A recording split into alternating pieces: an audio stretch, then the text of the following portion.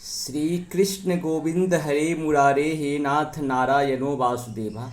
आज जो है हम लोग श्रीमद् भागवत गीता के 9वें अध्याय से प्रारंभ करेंगे। श्लोक 1 से लेके 11 तक का हम लोग जो है सो पाठ करेंगे और इस पाठ को ज़्यादा से ज़्यादा लोग तो शेयर करेंगे, क्योंकि धर्म को बांटने से जितना धर्म को बांटेंगे धर्म उतना ही आपका कुछ न कुछ परसेंटेज आपके अंदर भी बढ़ता चला जाएगा।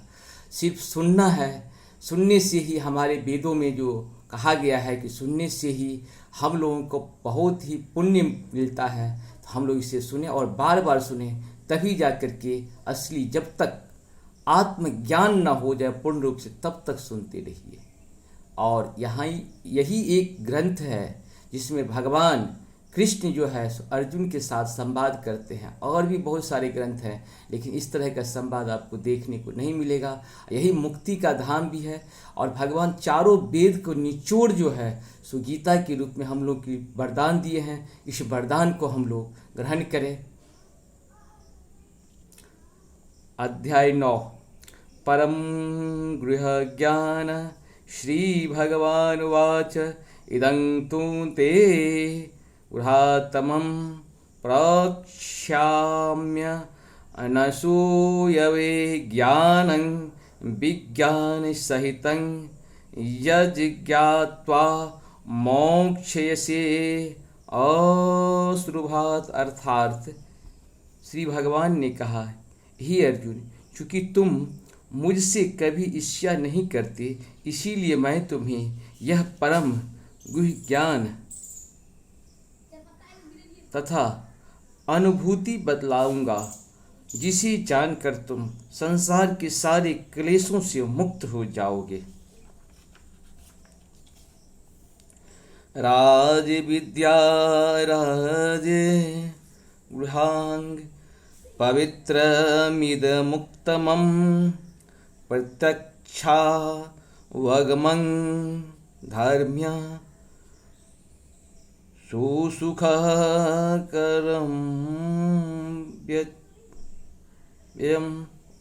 अर्थात यह ज्ञान सब विद्याओं का राजा है, जो समस्त रहस्यों में सर्वाधिक गोपनीय है। यह परम शुद्ध है और चूँकि यह आत्मा की प्रत्यक्ष अनुभूति कराने वाला है, अतः यह धर्म का सिद्धांत है।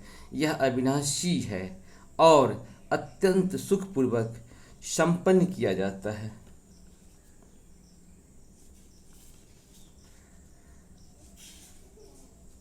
आश्रित्याधाना पुरुषः धर्मस्यास्य परन्तपः आप्राप्ते मां निर्वर्तन्ते मृत्यु संसार वतर्मणि।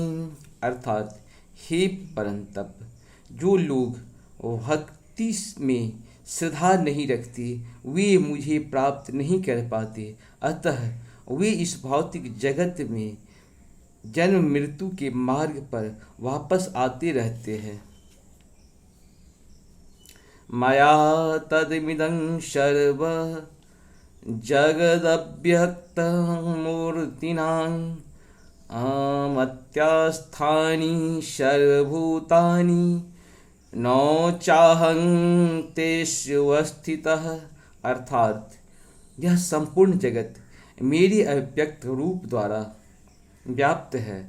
समस्त जीव मुझ में हैं, किंतु मैं उनमें नहीं हूँ। न च मध्यस्थानि भूतानि पश्चिमी योग मेश्वरं भूतभृत्र च वितस्थो मामात्मा भूतभावनः। अर्थात तथापि मेरे द्वारा उत्पन्न सारी वस्तुएं मुझ में स्थिति नहीं रहती। जरा मेरे योग ऐश्वर्य को देखो। यद्यपि मैं समस्त जीवों का पालक भरता हूँ और सर्वत्र व्याप्त हूँ, लेकिन मैं इस विराट अभिव्यक्ति का अंश नहीं हूँ, क्योंकि मैं सृष्टि का कारण स्वरूप हूँ। यथाकाश स्थितो नित्यं वायु सर्वत्र गो महान् तथा सर्वाणि भूतानि मत्स्थानीत्य परापधारय। अर्थात जिस प्रकार सर्वत्र प्रवहमान प्रबल वायु सदैव आकाश में स्थित रहती है, उसी प्रकार समस्त उत्पन्न प्राणियों को मुझ में स्थित जान। सर्वभूतानि कौन्तेय प्रकृति यान्ति मामिकाम् कल्पक्षये पुनस्स्थानि कल्पादो वृश्चिजाम्यहम्। अर्थात ही कुंती पुत्र, कल्प का अंत होने पर सारे प्राणी मेरी प्रकृति में प्रवेश करते हैं और अन्य कल्प की आरंभ होने पर मैं उन्हें अपनी शक्ति से पुनः उत्पन्न करता हूँ। प्रकृतिं स्वामवष्टभ्य विसृजामि पुनः पुनः भूतग्राममिमं कृत्वा मंसं प्रकृतेर्वशात्। अर्थात संपूर्ण विराट जगत मेरे अधीन है। यह मेरी इच्छा से बारंबार स्वतः प्रकट होता रहता है और मेरी ही इच्छा से अंत में विनिष्ट होता है। न च मां तानि कर्माणि निबन्धन्ति धनञ्जय उदासीन वदासीन मासक्तं तेषु कर्मसु। हे धनंजय, ये सारे कर्म मुझे नहीं बांध पाते। मैं उदासीन की भांति इन सारे भौतिक कर्मों से सदैव विरक्त रहता हूँ। मयाधीच्छेनं प्रकृतिः श्रूयते सचराचरं हेतूनानि कौन्तेय जगद्वै परिवर्तते। अर्थात हे कुंती पुत्र, यह भौतिक प्रकृति मेरी शक्ति में से एक है और मेरी अध्यक्षता में कार्य करती है, जिससे सारे चर तथा अचर प्राणी उत्पन्न होते हैं। इसके शासन में यह जगत बारंबार सृजित और विनष्ट होता रहता है।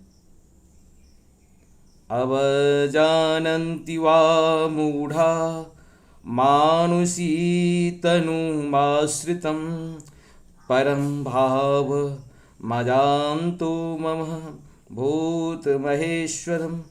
जब मैं मनुष्य रूप में अवतरित होता हूँ तो मूर्ख मेरा उपहास करते हैं। वे मुझ परमेश्वर की दिव्य स्वभाव को नहीं जानते।